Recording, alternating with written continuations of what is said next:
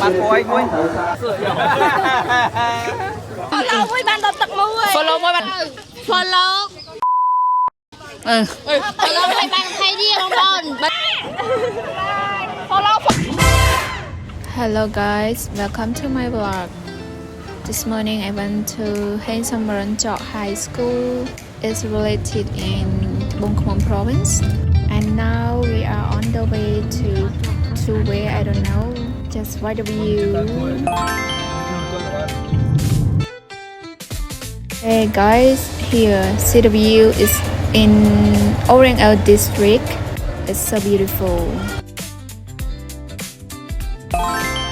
We arrived at school. They were waiting for us and waiting for Minister of Environment. And នេះគឺជានំមកពីក្រុមហ៊ុន King Food Brand Midas ជាមួយនឹងដបទឹករបស់អង្គការមូលនិធិសប្បុរសធម៌មានដូចជាបេក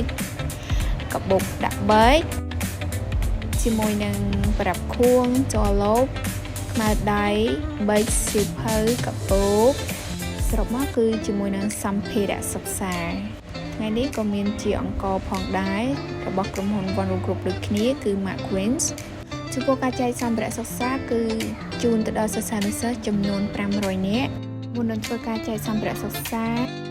CEO របស់ក្រុមហ៊ុន One Room Group និងអាយដាមបណ្ឌិតអៀងសុផាឡែតរដ្ឋមន្ត្រីនៃក្រសួងបរិស្ថានបានធ្វើការសំណេះសំណាលក៏ដូចជាការចែករំលែកបទពិសោធន៍និងការបដិញ្ញាចិត្តក្នុងការជួយទៅដល់សិស្សានុសិស្សនៅតាមបណ្ដាខេត្តដទៃទៀតក៏ដូចជាការជំរុញទឹកចិត្តទៅដល់បងប្អូនឲ្យខិតខំសិក្សាដើម្បីក្លាយជាអ្នកដឹកនាំនៅក្នុងថ្ងៃអនាគតគោលកម្មវិធីថ្ងៃនេះធ្វើដើម្បីអបអរទិវាកុមារអន្តរជាតិខួបលើកទី76នៅថ្ងៃទី1មិថុនាខាងមុខនេះហើយកុំឲ្យខាត់ពេលយូរសូមអ្នកទាំងអស់គ្នាទស្សនាដូចតទៅcho bạn của anh Mùi hôm này ok Mùi của anh cái to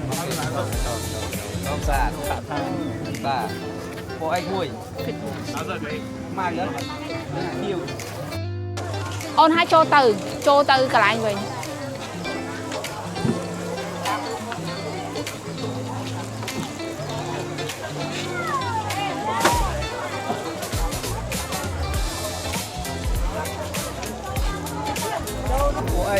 ញប់អត់